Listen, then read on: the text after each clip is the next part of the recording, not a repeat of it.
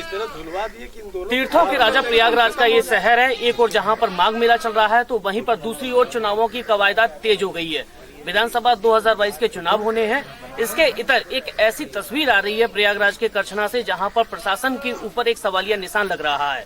प्रशासन कहता है कि पूरा प्रशासन चुनावों को लेकर और माघ मेला को लेकर हाई अलर्ट पर है। तो वहीं पर करछना में खनन माफियाओं ने एक व्यक्ति के साथ ऐसी घटना को अंजाम दिया है कि पूरे करछना में ये एक चर्चा का विषय बना हुआ है। मेरे साथ आज पाल समाज के एक चरवाहा मौजूद हैं। इनका जो जीवनोपार्जन होता है वो अपनी भेड़ों को चराने के बाद होता है। 2 वक्त का ये खाना तब खा पाते हैं जब ये अपने भेड़ों को दाना या चारा खिला देते हैं। पहले तो मैं सर आपका नाम जानना चाहूंगा। दया शंकर पाल आपका नाम है। क्षेत्र में लगातार आपकी चर्चा हो रही है, क्या घटना हुई है आपके साथ में कि क्षेत्र में आप चर्चा का विषय बने हुए हैं? पूरी घटना विस्तार से बताइएगा। हमको खजूरी गांव में हुआ था। अब बंसीपुर से चले, रात में बंसीपुर से चले 12 बजे रात वहाँ से चले कि साधन जो गाड़ी मोटर नहीं मिलेंगी, रात में निकल जाएंगे। और वही भी घटना हमारा खजूरी गांव में हुई थी 5 बजे को। आपका मुख्य काम क्या है?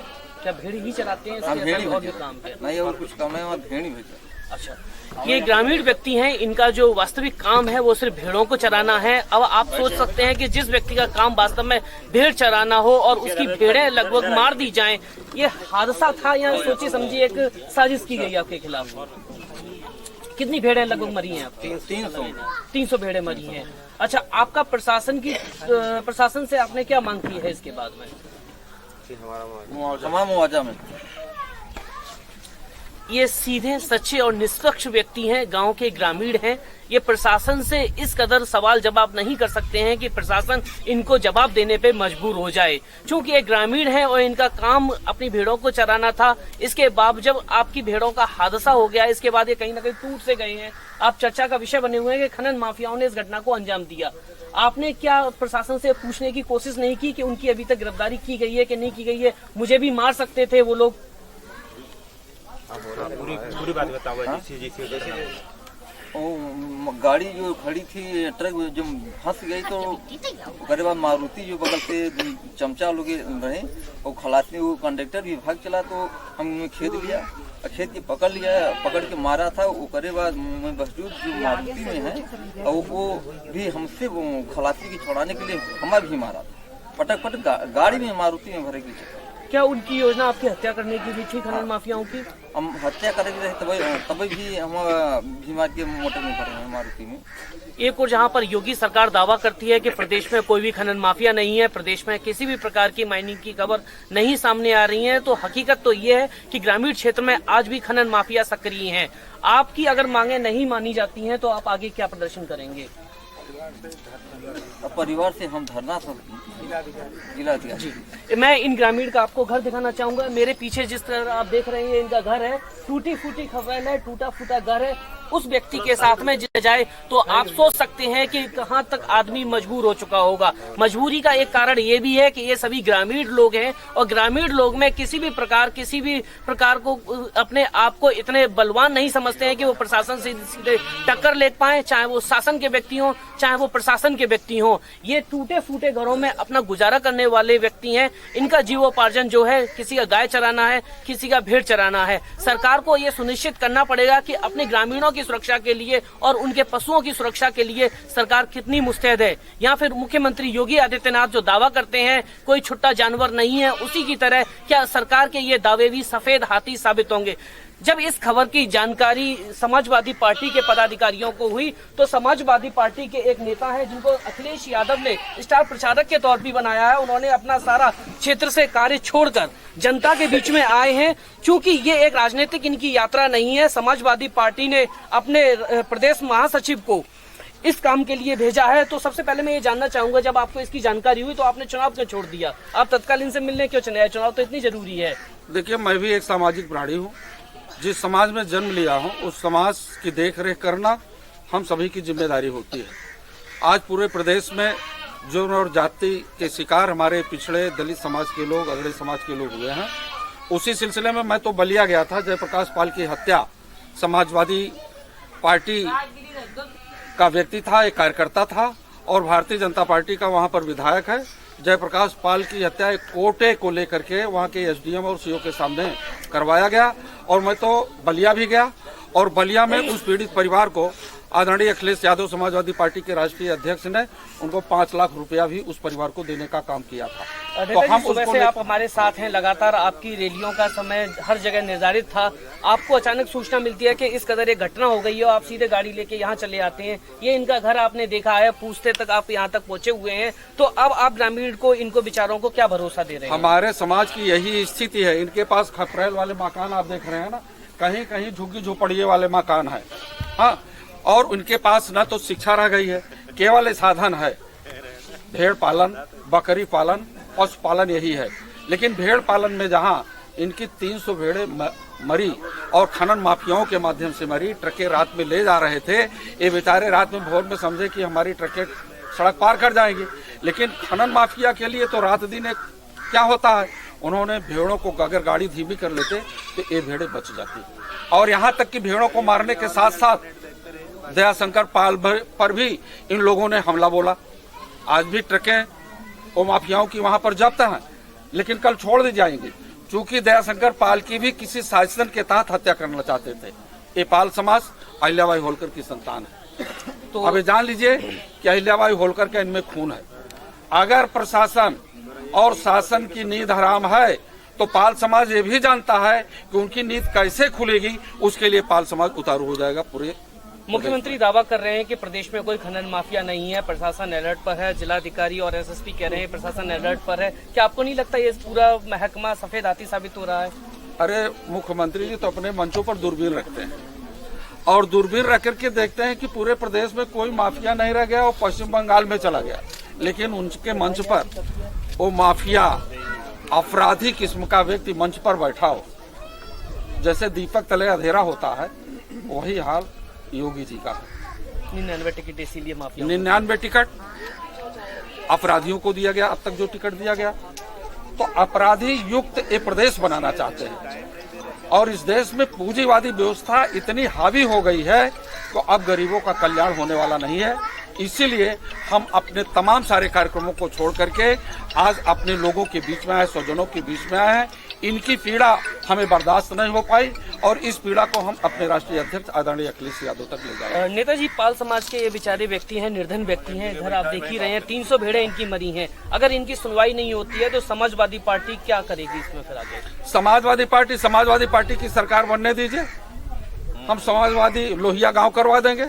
और जो टूटी फूटी बस्तियां हैं ना, जो खपरेल वाली दिखाई पड़ रही हैं, एक एक लोगों की 5-5 लाख की कॉलोनियां बन जाएंगी। और यहाँ के प्रधान जी भी पाल हैं और उनसे भी अनुरोध करना चाहूंगा कि आप लोग समाजवादी पार्टी की सरकार बनाओ और आने वाले दिनों में हम इस गांव को लोहिया गांव करा देंगे।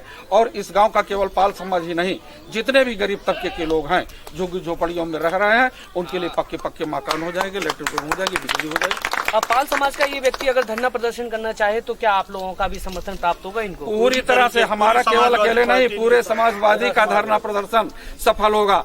एक एक नेता वहां पर आकर के उतारू हो जाएंगे और डीएम की खलबली मच जाएगी। हो सकता है कि रातों रात उनको जाना भी पड़े। निश्चित तौर पर कमजोरों के पीछे मजबूत लोगों का हाथ है और मजबूत लोगों का हाथ इसलिए भी है क्योंकि इनके पीछे जो मजबूत हाथ है वो श्री अखिलेश यादव जी का है। मेरे साथ इलाहाबाद हाईकोर्ट के वरिष्ठ अधिवक्ता भी मौजूद हैं जो खुद ही फौजदारी जैसे मुकदमों को, मामलों को देखते हैं। सर, मैं सबसे पहले तो ये जानना चाहता हूँ कि इनके पास अब क्या क्या अधिकार इस समय सुरक्षित हैं कि ये अपनी कार्रवाई के लिए मजबूती से लड़ सकें? तो ठीक है, इनके पास अधिकार तो है। एक जान का कीमत कितनी है? इनकी 300 जाने गए, प्लस इनकी भी जान ली जा रही थी इस तरह से कि किसी तरह का वहाँ साक्ष्य न रहे। ये तो माफियाओं के इशारे पर पूरा वहाँ का प्रशासन काम किया। मैं तो कहूँगा कि उचित 302 में मिनर और माइंस के तहत वो ट्रक मालिक की प्रॉपर्टी सीज हो, उसकी गाड़ियाँ सीज हो। और 302 के तहत एक जान नहीं 300 जान गई, 302 के तहत मुकदमे पंजीकृत हो और अभी तक गिरफ्तारी नहीं हुई। इनको मुआवजे की क्या बात? मुआवजा कोई देगा? अगर कोई एहसान करेगा क्या? आप एक खून की बात करते हैं, सबका खून एक है। जो खून मेरा वही उस जीव में, उस भेड़ियों में भी वही खून था, उसकी कीमत नहीं है। बताइए कई दिन हो गया। प्रशासन आप बहुत बातें करते हैं, क्या रह गया? बताइए आज अगर इनको भी मार डाले होते तो कोई आप लोग सब लोग बता पाते कैसे क्या हुआ। भाई इनको भी गाड़ी में माफियाओं द्वारा भरा जा रहा था, वो तो कहिए उधर पब्लिक गांव की अगल बगल के लोगों ने बचाया किसी तरह से, नहीं तो आज कोई सांत्वना देने की स्थिति में बातें क्या थी कोई किसी को जानकारी होती। मैं तो कह रहा हूँ जो इनकी FIR हुई हो उसके कागज वो सब दिखाएं, हम लोग पटिशन करके PIL करा के इसको कराएंगे, क्योंकि देखिए इनका कोई रजिस्ट्रेशन कोई वो नहीं होता है, ये बहुत टेक्निकल लोग, ये गवर्नमेंट बड़ी टेक्निकल है। ये कहेगी हमने इतना रोजगार दिया और मंत्री कहेगा उस शिक्षा विभाग का कि हमने नहीं। अभी प्रतापगढ़ के BSA 28 प्राइमरी के मास्टर कोविड में इलेक्शन के दौरान मर गए, हमारे परिचित हम लोगों गाँव के BSA थे। सरकार कह रही 0, कोई नहीं मरा, मुख्यमंत्री कह रहे 0, जिलाधिकारी कह रहा 28। इनके यहाँ क्या कहते हैं आंकड़े क्या है, कोई आंकड़े नहीं है। लेकिन इन पर मुआवजा की बात तो हम लोग कह रहे हैं कि अभी आपने कहा कि यहाँ SDM, हम तो कहेंगे नहीं, कभी थाने और SDM के यहाँ कोई धरना प्रदर्शन नहीं, आप जिला लेवल पे करिए। हम लोग भी जितने 100-200 वकीलों को भी सरकार ने बैठा दिया है। इस समय कह रहे हैं कोविड है, माघ मेला करा रहे हैं, मीटिंग कर रहे हैं, हम लोगों को तो हाई कोर्ट में घुसने भी नहीं दिया जा रहा है। ये केवल सरकार की नीति है, गरीब लोगों को न्याय न मिल सके, माफियाओं द्वारा सब कब्जा कर लिया जाए, सारी अराजकता कर ली जाए, इसलिए वर्चुअल के नाम पे चला, लिंक नहीं हो रहा। एक वकीलों पे 1-1.5 लाख रुपए का ओवर थोपा गया कि हम लोग वादकारियों को न्याय दिलाएं, पूरा लैपटॉप सिस्टम सब कुछ किया, वहाँ से कनेक्शन ही नहीं, नेटवर्क ही डाउन कर दिया जाए। आप इसकी चिंता न करिए, मुआवजा तो आपको मिलेगा, लेकिन जो माफिया हैं उनकी गाड़ी मिनर और माइंस के तहत सीज की जाए, उनकी प्रॉपर्टी भी गवर्नमेंट को अटैच करनी चाहिए। सर ये बेचारे गरीब ग्रामीण ना तो सरकार से लड़ सकते हैं, ना थानेदार से लड़ सकते हैं, ना कहीं पर लड़ सकते हैं। अगर इनके साथ में क्या अधिवक्ता समाज अगर कहीं पीछे दबते हैं तो क्या अधिवक्ता समाज एक बंद होगा, क्योंकि समाजवादी पार्टी का भी समर्थन अब तो नाम इनका रहेगा। आप प्रदेश महासचिव उत्तर प्रदेश के जितने भी पाल धनगर समाज के लोग हैं, आपसे मजबूत पूरे उत्तर प्रदेश में कोई नहीं है। ये मुलायम सिंह यादव जी के ज़माने से महासचिव रहे, इस समय पूरे प्रदेश में जो अखिलेश जी मुलायम सिंह का नाम है उसमें आप स्टार प्रचारक भी हैं, ये आपको नहीं मालूम होगा। ये तो आप समाज के नाते यहाँ आए, इनके कार्यक्रम तो इस समय बहुत लगे हैं सोशल मीडिया पर भी आप हैं। अधिवक्ता समाज तो पूरी तरह से देखिए, सब देखिए, आप किसान और गाँव का किसान, नौजवान, मजदूर, छोटे लोग खुश नहीं रहेंगे तो जो गांव से निकले हुए नेता अधिवक्ता इनकी कोई वैल्यू रहेगी क्या यार। जो गांव की, जो हम लोगों की वैल्यू है, जो हमारे गांव का किसान, नौजवान, गरीब, मजदूर एक खुशहाल है तो हमारी है पूछ नहीं, कौन पूछेगा, क्या हमारे साथ नहीं हो सकता। भाई अभी वहाँ एक कोटेदार गोरखपुर में आपने वहाँ बलिया में देखा आपने क्या हुआ, एक कोटेदार को मंत्री के इशारे पर मार दिया जा रहा है, कुछ हुआ। और भाई अभी अखिलेश यादव ने उस परिवार को 5 लाख दिया।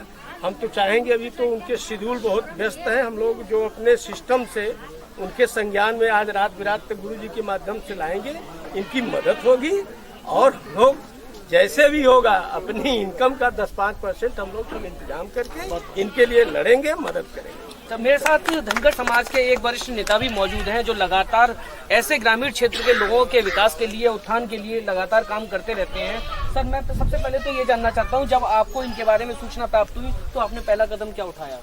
हमको जब सूचना मिली तो हम नैनी से चलकर पहले तुरंत कुराव पहुँचे, थाने पे पहुँचे, सारे लोग थाने पे थे, वहाँ सब साफ सफाई कर चुके थे, बहुत लोग थे, लाल जी निराला भी थे, आपके सपा के कार्यकर्ता और हम लोग पहुँचे तो वहाँ सब FIR हो चुका था। उसके बाद इन लोगों को लेकर घर चले आए और उसके बाद अब हम लोग अपनी रणनीति बना रहे हैं। और रणनीति देखिए, हमारा समाज कहीं कमज़ोर नहीं है, हमारे समाज की ताकत को बताने वाला कोई नहीं है, हमारे समाज को ताकत को बताने वाला कोई नहीं है। इस बार राजनीति जो चल रही है, राजनीति में अब की बार हमारे समाज ने ताकत अपनी बता दिया है। पूरे पश्चिमी उत्तर प्रदेश में लेकर के पूर्वी उत्तर प्रदेश में तब तक सैकड़ों लोग, पार्टियों ने टिकट बहुत कम दिया है, इक्का दुक्का, सैकड़ों लोग खड़े हुए, जो बघेल साहब को तुरंत बुला करके अखिलेश के सामने खड़ा किया, SP सिंह बघेल को। ये अपने समाज की ताकत है। हमारा समाज इतना ताकतवर है, जब जिस दिन समझ जाएगा तो यहाँ कोई हमारे समाज के सामने टिक नहीं सका। इसलिए हम यहाँ उत्तर प्रदेश में 8% हैं, 8% धनगर समाज है। और धनगर समाज की सबसे बड़ी समस्या जो है वो सर्टिफिकेट, कोई भी सरकार हमारे आर्डर कुल कर देते हैं, मौजवानी सब रोक देती DM के, इनका सर्टिफिकेट न बने और ऑर्डर सब कर देते हैं, इनका बनना चाहिए। तो अब हमारा समाज जाग गया है, अब सब सुन लिया है, सब देख रहे हैं।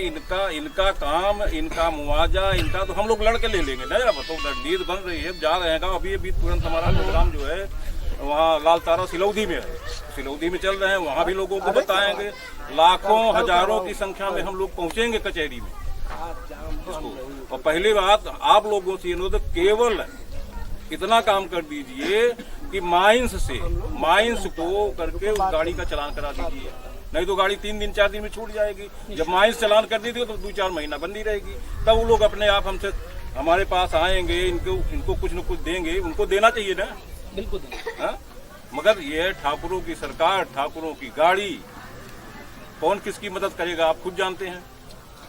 ऐसे लोगों के लिए धनगर समाज कितना कारगर साबित होगा। इनकी जो ये आप देख रहे हैं लगातार इनके पीछे छोटी झोपड़ी है, अब इनके जीवोपार्जन के लिए आप लोगों की तरफ से इनको क्या क्या धनगर समाज एकदम इनके साथ खड़ा है, हमारे रिश्तेदार हैं, इनकी हम सारी मदद करेंगे, हर तरीके से करेंगे। जहाँ चाहेंगे वहाँ खड़ा रहूंगा। सरकार को भी चाहिए कि सबसे पहले वो ये देखें कि इस गरीब बेचारे की झोपड़ी का क्या हाल है। अब इस हाल को छोड़ के इस व्यक्ति के बारे में भी देखें कि इस व्यक्ति का क्या हाल है। ये लगातार, जहां ग्रामीणों ने बताया कि 2 दिन हो गए आज इन्होंने किसी भी प्रकार का भोजन ग्रहण नहीं किया है। इनकी स्थिति बद से बदतर होती जा रही है क्योंकि इनकी 300 भेड़ों की मौत हुई है। उसको मौत कहें या एक हत्या आप कह सकते हैं। सरकार को भी चाहिए, जैसा नेताजी ने कहा, कि उसका चालान कहीं न कहीं खनन के क्षेत्र में भी होना चाहिए, जिससे कि गाड़ी मालिक और उससे संबंधित सभी लोगों पर एक सख्त कार्रवाई की जाए, जो कि एक नजीर साबित हो। वीडियो जर्नलिस्ट संदीप के साथ उदय यादव, देश लाइव टीवी, प्रयागराज।